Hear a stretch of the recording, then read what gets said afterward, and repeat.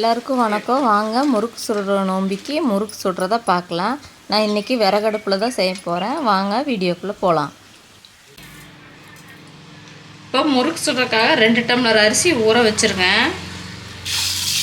உங்களுக்கு எவ்வளோ சுடுறீங்களோ அந்த அளவு எடுத்துக்கலாம்.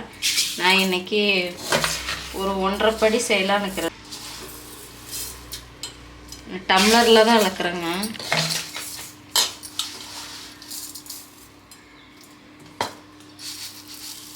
போதும், இதுவே ஜாஸ்தி ஆயிரும். மீதி இருக்கிற அரிசி இதிலே போட்டுறேன். மீதி ஒரு 1/2 டம்ளர் வரும். மொத்தமாக சேர்ந்து ஒரு 1.5 கிலோ இருக்கும் அரிசி. இதை ஊற வச்சுட்டு நீங்கள் இதை ரேஷன் அரிசியில் கூட செஞ்சுக்கலாம். விலை கம்மியான அரிசி புழுங்கல் அரிசி எடுத்துக்கோங்க. நல்லா முறுக்கு நிறைய மாவு கிடைக்கும். நம்ம லேசான அரிசி எடுத்தோம்னா மாவு கொஞ்சம் கம்மியாக தான் கிடைக்கும். இட்லி அரிசியில் கூட செஞ்சுக்கலாம்.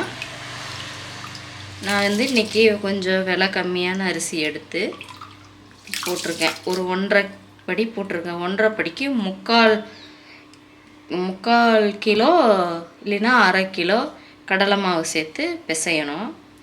இப்போ ஊற வச்சு ஊறினதுக்கப்புறம் அரைச்சி செய்கிறத பார்க்கலாங்க. இது நம்ம ஊர் திருப்பூர், கோயம்புத்தூர் இங்கே இந்த மாதிரி தான் செய்வாங்க. முறுக்கு அவ்வளோ டேஸ்ட்டாக இருக்கும் அரைச்சி செஞ்சால். என்ன தான் நம்ம மாவில் அரைச்சி ரெடிமேட் மாவில் செய்கிறத விட இதை அரைச்சி ட்ரெடிஷ்னலாக செய்கிற முறுக்குக்கு டேஸ்ட்டே தனிங்க. இதோட நம்ம மிளகாயும் ஊற வச்சுருவோம். ஏன்னா அப்போ தான் அரைக்கிறதுக்கு கரெக்டாக இருக்கும்.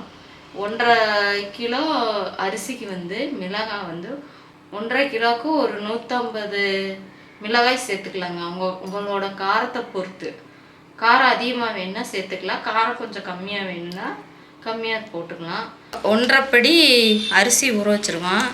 அதுக்கு ஒரு 100 கிராம் மிளகாயை நல்லா தண்ணியில் ஊற வச்சுக்கலாம். இது ஊறின பிறகு அரைக்கணும். உங்களுக்கு காரம் அதிகமாக வேணுன்னா இன்னும் கொஞ்சம் கூட சேர்த்திக்கலாம். இதுவே காரமாக தான் இருக்கும். அதனால் 100 கிராம் சேர்த்துருக்கேங்க. அரிசி நல்லா ஊறின பிறகு அரைக்கும்போது காமிக்கிறேன். இப்போ மாவு அரைக்க ஸ்டார்ட் பண்ணிடலாங்க. அரிசி முறுக்கு சுடுறதுக்கு அரைக்கிறதுக்கு ஸ்டார்ட் பண்ணிடுவோம். முதல்ல இந்த மிளகாய் 100 கிராம் மிளகாயை நல்லா ஊற வச்சு இந்த மாதிரி ஊறிடுச்சு. நல்லா பாருங்கள், புஃப்னு ஆயிடுச்சு. இப்படி இருந்தால் தான் அரைக்கிறதுக்கு நல்லாயிருக்கும். ஃபஸ்ட்டு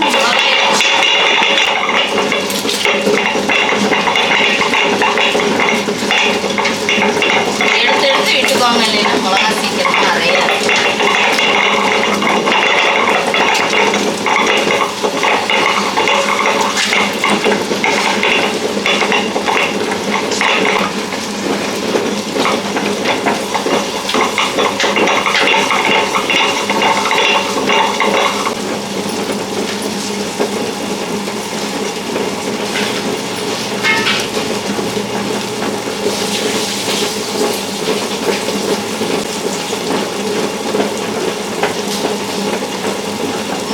நல்லா பாதி அளவு அரைஞ்சிருச்சு. இது கூடவே நம்ம அரிசி பாதியே போட்டுருவோம். கொஞ்சம் கொஞ்சமாக போட்டு அரைச்சிடலாம்.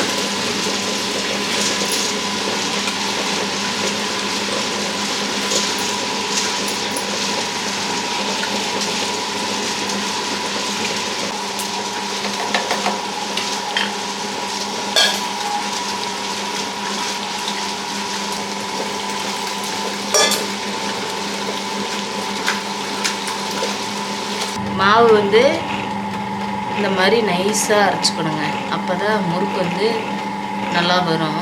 லைட்டாக மட்டும் இந்த மாதிரி இந்தளவு நைஸாக அரைச்சிக்கோங்க. மாவு எடுத்து செக் பண்ணி பார்த்தேன் அரைஞ்சிருச்சான்னு. இப்போ தண்ணி ஊற்றாமல் இந்தளவு கெட்டியாக அரைச்சி எடுத்துக்கணும். இப்போ இது கையில் எடுத்து அவ்வளோதான் கையெல்லாம் இதாயிரும். அதனால இந்த ஸ்பூனில் எடுத்து போடுறேன். முதல்ல இந்த மாதிரி பெரிய பாத்திரத்தில் எடுத்துக்கோங்க.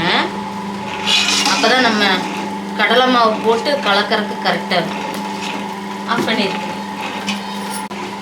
முறுக்குக்கு தேவையான உப்பு போட்டுக்கலாங்க. ரெண்டாவது பேட்ச் அரைச்சிட்ருக்கேன். இது வந்து கொஞ்சம் நல்லா நைஸாக அரைஞ்சிருச்சு பாருங்கள். உங்களுக்கு தெரியுதான்னு தெரியல, கீழே விழுகுது.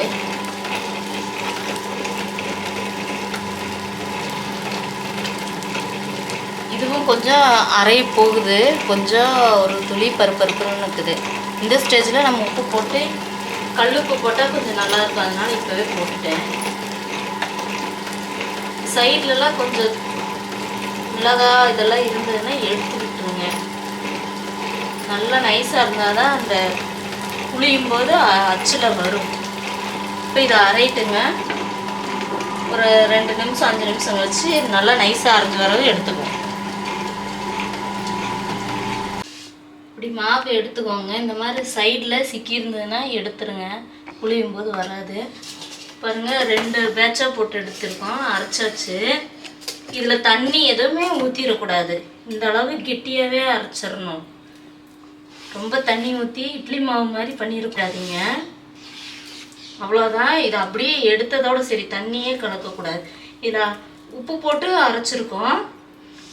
இப்போ நம்ம கடலை மாவு சேர்த்துட்டு உப்பு கரெக்டாக, உப்பு காரம் எல்லாம் கரெக்டாக இருக்கான்னு செக் பண்ணிக்கலாங்க.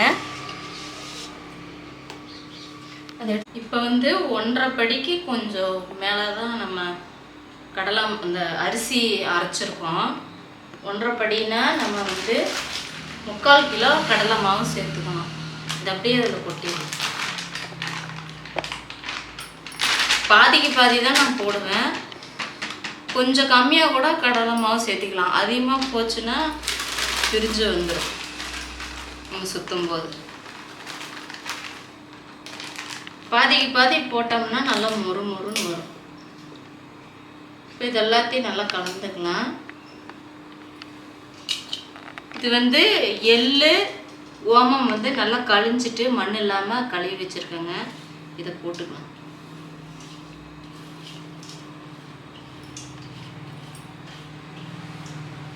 இப்போ இந்த அரிசியும் கடலை மாவும் சேர்ந்து மொத்தமாக 2.5 கிலோ மாவு வருங்க.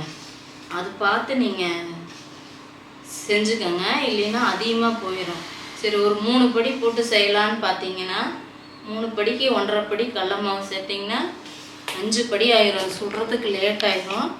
3 படினீங்கன்னா இந்த மாதிரி 1.5 படி 1.25 படி போட்டிங்கன்னா 3 படி மாவு உங்களுக்கு வந்துடும். கடலை மாவு சேர்த்துறதுனால பார்த்து சேர்த்துக்குவாங்க. இதெல்லாம் நல்லா கைவிட்டு நல்லா பிசையணும். பார்த்தீங்களா, கடலை மாவு சேர்த்ததும் நல்லா கெட்டியாகுது. ரொம்பவும் கெட்டியாக இருந்தால் கொஞ்சமாக தண்ணி விட்டுக்கலாம். ஆனால் தண்ணியே இதுக்கு சேர்க்கக்கூடாது, பார்த்துட்டு தான் கலக்கணும்.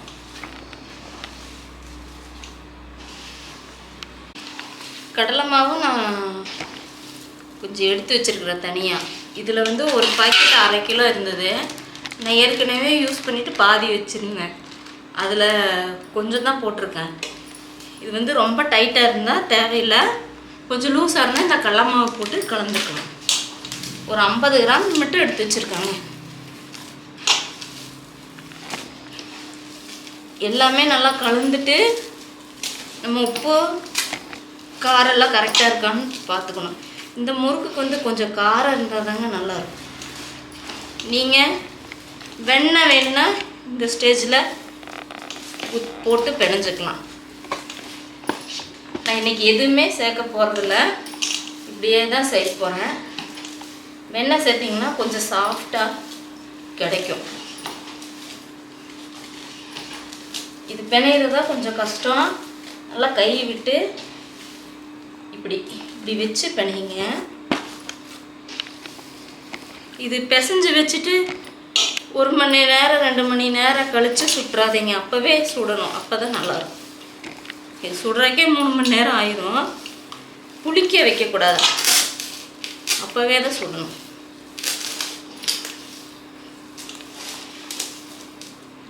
அவ்வளோதாங்க. இப்படி கையில் இப்படி லைட்டாக ஒட்டுதான், ஆனால் இப்படி எடுக்கும்போது ஒட்டாமையும் வரணும். இதுதான் பதம். பாருங்கள், இப்படி ஒட்டுது, ஆனால் லைட்டாக இப்படி போட்டோம்னா ஒட்டாது. இதுதான் பதம். இந்த பாத்திரத்தில் வந்து இப்படி எடுத்தீங்கன்னா ஒட்டாது. பார்த்தீங்களா, க்ளீனாக வந்துருச்சு. ஆனால் கொஞ்சம் பிசு பிசுன்னு இருக்கணும். இதுதான் பதம். இப்போ வந்து உப்பு காரம் கரெக்டாக இருக்கான்னு பார்த்துக்கலாம். உப்பு வந்து கொஞ்சம் லைட்டாக பத்தலை, காரம் கரெக்டாக இருக்குது. நான் 100 கிராம் வரமிளகாய் சேர்த்து அரைச்சி போட்டிருக்கேன், அதுதான் அளவு. அதுக்கு மேலே காரம் வேணுன்னா கொஞ்சம் சேர்த்துக்கலாம். நீங்கள் காரம் பற்றி இல்லைன்னா இந்த ஸ்டேஜில் நீங்கள் மிளகாத்தூள் போட்டுக்கோங்க. அவ்வளோதாங்க, நம்மளோட முறுக்கு மாவு ரெடி. இதில் கொஞ்சோண்டு இப்போ உப்பு வந்து கொஞ்சம் தண்ணியில் மிக்ஸ் பண்ணி கலந்து நான் பிசைஞ்சுக்கிறேன். முறுக்கு சுடும்போது பார்க்கலாங்க. வச்சிடலாமா? முறுக்கு சுட இப்போ ஒரு கற்பூரம் வச்சு பற்ற வைக்கிறேன்.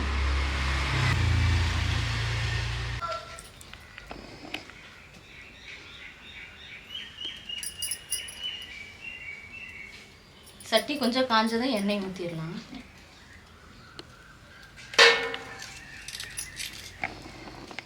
ரெண்டு அடுப்பு எதுக்கு வச்சுருக்காங்கன்னா சீக்கிரமாக செஞ்சு முடிச்சிடலாம், அதுக்காக. இல்லைன்னா லேட் ஆகும். இரும்பு பாத்திரம் இருந்ததுன்னா நல்லா குயிக்காக இது பண்ணல. என்கிட்ட இதுதான் இருந்தது, அதனால் வச்சுட்டேன். கீழே வந்து சாம்பல் தடவை வச்சுருக்கேன்.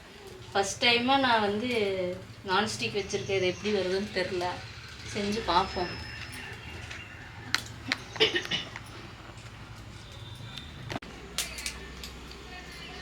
இப்போ ஃபஸ்ட்டு மாவு எடுத்துக்கணும். இந்த அளவு மாவு பதமாக இருக்கணும். இந்த பதம்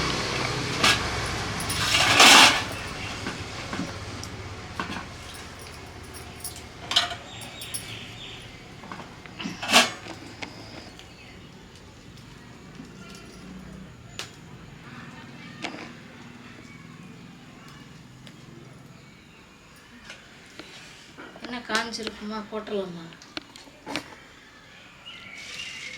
என்னன்னா காயில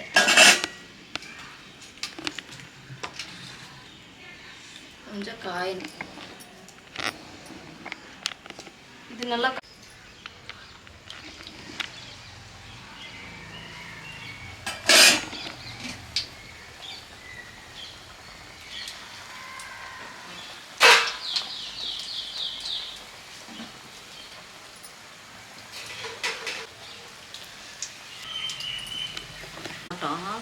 அதனால இப்போ அடுப்புக்கு வச்சிரும். ஒன்று சாமிக்கு வச்சுட்டு இது பாருங்க, இதை அடங்கிடுச்சு. இது எண்ணெய் காயாமல் இருந்து இப்போ நல்லா காஞ்சிருச்சு. இனிமேல் ஊற்றலாம். இது ஏற்கனவே எண்ணெய் நல்லா காஞ்சிருச்சு. நம்ம முறுக்கெல்லாம் ரெடி ஆயிடுச்சு பாருங்க, சூப்பராக. இப்போ எடுத்துடலாம். எடுத்து இதில் போட்டு நீ அடுத்த ரவுண்டு என்ன லைட்டாக காயறக்குள்ள சுற்றி வச்சிட வேண்டியதான். இதில் லைட்டாக எண்ணெய் எல்லாத்துலேயும் தடவினா தான் நிற்கும்.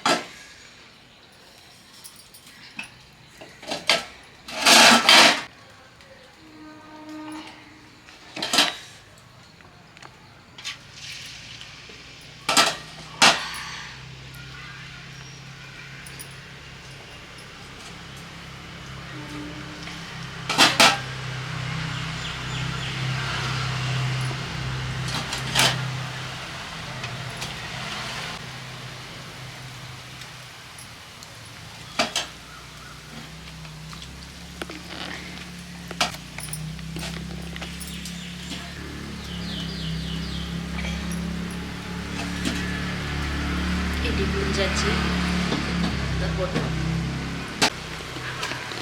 கவனமாக எண்ணெயில் செய்யும்போது கவனமாக இருக்கணும்.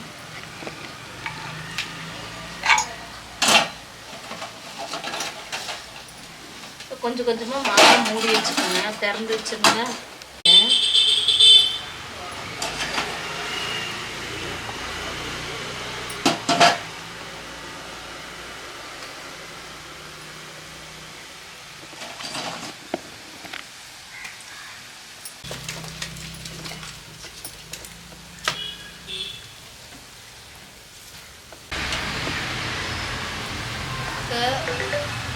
திருப்பி போட்டு போட்டு 2 டைமு வேக வச்சாச்சு. இது கொஞ்சம் வேகணும். இந்த பபிள்ஸ் எல்லாம் அடங்குச்சுன்னா கலர் மாதிரி இருந்துச்சுன்னா வெந்துருச்சுன்னு அர்த்தம். நம்ம திருப்பும் போதே தெரியும். அது வெந்துருச்சா வேகலையான்னு. இது இன்னும் கொஞ்சம் நல்லா வேகணும். இதுக்கு இன்னும் கொஞ்சம் நேரத்தில் எடுத்துடலாம். அதுக்குள்ளே நான் அது பண்ணுறக்குள்ளே இங்கெல்லாம் பாருங்கள் சுற்றி வச்சுட்டேன் ரெடியாக. வந்ததும் டக்குன்னு போட்டுடலாம். இது 2 அடுப்பு வச்சு சீக்கிரமாக முடிஞ்சிடும். நல்லா அடங்கிடுச்சு பாருங்கள். சலசலப்பு சத்தமெல்லாம் எடுத்துரும்.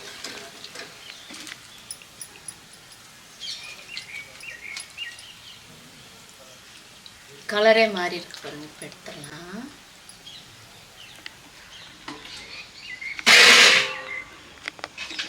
இதுலேயே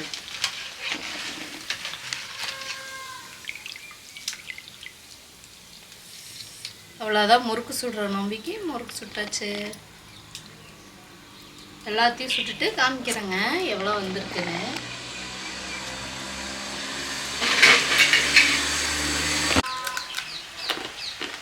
சூப்பராக இருக்கு. சுட்ட முறுக்கு எடுத்து காட்டு. சுட்ட முறுக்கு எடுத்து காட்டு. சுட்ட முறுக்கா?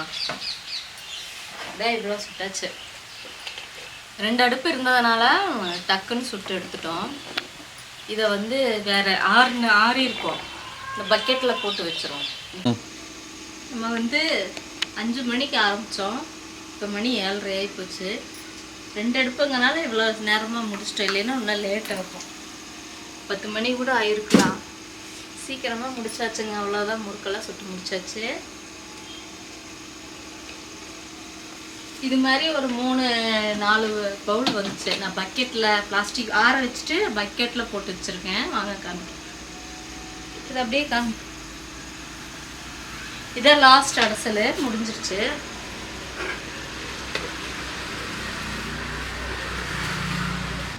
பாருங்கள், இதில் போட்டு வச்சுருக்கிறேன். இனி இதையும் எடுத்து இதில் போட்டுருவோம். ஒரு பக்கெட் நிறைய ஆயிடுச்சு. இது நாங்கள் மட்டும் சாப்பிட்றதில்ல, எல்லாருக்கும் கொடுப்போம். கம்பெனியில் வேலை செய்கிறவங்க, பக்கத்தில் இருக்கிறவங்க எல்லாத்துக்கும் கொடுப்போம். இதே மாதிரி நீங்களும் வீட்டில் ட்ரை பண்ணி பாருங்கள். இது வந்து கோயம்புத்தூர், திருப்பூர் சைடு இந்த மாதிரி தான் முறுக்கு சுடுவாங்க. இது ஒரு தனி டேஸ்ட்டாக இருக்கும். ட்ரை பண்ணி பார்த்துட்டு கமெண்டில் சொல்லுங்கள். வீடியோ பிடிச்சிருந்தால் லைக் பண்ணுங்கள், ஷேர் பண்ணுங்கள், சப்ஸ்கிரைபும் பண்ணிக்கோங்க. தேங்க்ஸ் ஃபார் வாட்சிங்.